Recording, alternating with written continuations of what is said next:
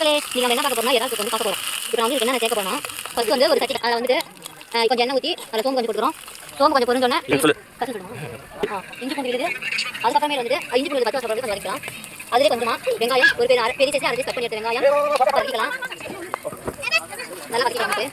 பொன்னிறமா வதங்கணும். அப்பதான் அந்த பொரிச்ச வாசம் வரும். அதனால வந்து நல்லா வந்து ப்ரௌன் கலர் வந்து வரைக்கும் வந்து வச்சுக்கலாம். நல்லா வச்சுக்கலாம். இப்போ வந்து நல்லா வந்து தக்காளி போடலாம்.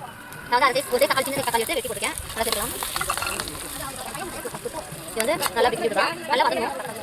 கொஞ்சம் நல்லா தூக்கலாம். வதங்கினதுக்கப்புறம் தேவையான அது இப்போ அடுப்பு கொஞ்சம் அமைஞ்சிருச்சு. நான் பற்ற வச்சுக்கலாம். வந்துட்டு உப்பு போடுறது நல்லா கிண்டிவிங்கன்னா இந்த கலந்துருவாங்க. இது வந்து நல்லா வதக்கும். இது ரொம்ப மசாலா சேர்க்கணும். சுவையான வாசனை. இது பார்த்தீங்கன்னா தக்காளி ஒரு அளவு கரை வந்து கொஞ்சம் லைட்டாக வரணும். அதனால தெரிய வேண்டியது. இப்போ வந்து நம்ம ஆக்கி வச்ச மசாலா அமைக்கல போட்டு கொஞ்சம் தான் என்ன சேர்த்துக்கலாம். கொஞ்சமாக இஞ்சி ஒரு துண்டு, பூண்டு 2, சின்ன வெங்காயம், மிளகு, ஜீரகம், சோம்பு கொஞ்சம் தண்ணி விட்டு நல்லா வந்து அமைக்கல போட்டு நல்லா மையா எடுத்துக்கிறேன்.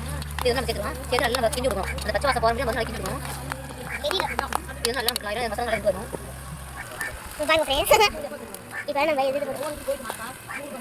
இதான பிறகு கொஞ்சம் மசாலா எடுத்துக்கலாம்.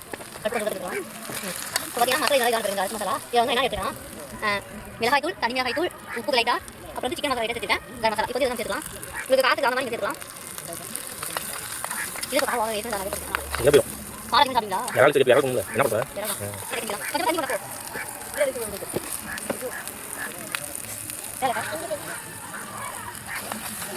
நல்லா கலக்கிடுவோம். இந்த மாதிரி வந்து நம்ம கறி வச்சு நல்லா வாஷ் பண்ணிட்டு நம்ம சேர்த்துக்கலாம். கொஞ்சம் சேர்த்துக்கலாம். சேர்த்துக்க நல்லா மசாலா வச்சுக்கலாம். யாராவது கொஞ்சம் மசாலா நல்லா ஊறி வேகணும். அதுக்கு வெயிட் பண்ண 1 நிமிஷம் கழிச்சு மாட்டிக்கலாம். ஆனால் தண்ணி ஒரு பால் டம்ளர் தண்ணி எடுத்துக்கேன். பால் டம்ளர் தண்ணி எடுத்து நல்லா இதோட சேர்ந்து நல்லா கலக்கிக்கலாம். ஏன்னா யாரும் நம்ம வேகணும் இல்லையா? நல்லா சேர்த்து ஊற்றிக்கலாம். இப்போ வந்து சாதம் நல்லா இப்போ பார்த்தீங்கன்னா பொரிக்கும் போது ஒரு கிண்டினா ஏன்னா மசாலா கறி தேங்கும் போது அடிக்காமல் இருக்கிறதுக்கோசம் நம்ம வந்து கிண்டிக்கலாம். மசாலா நல்லா இதில் போய் ஊறணும்.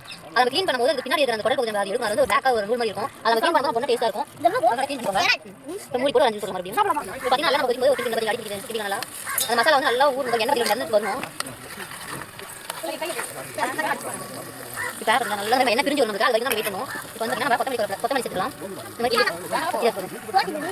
கொத்தமல்லி சேர்த்துக்கலாம். கொத்தமல்லி எடுத்துக்கலாம்.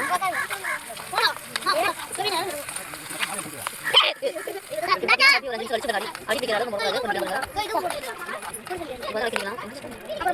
இப்போ பார்த்தீங்கன்னா நல்லா இதெல்லாம் நல்லா எண்ணெய் பிரிஞ்சு இப்போ நம்ம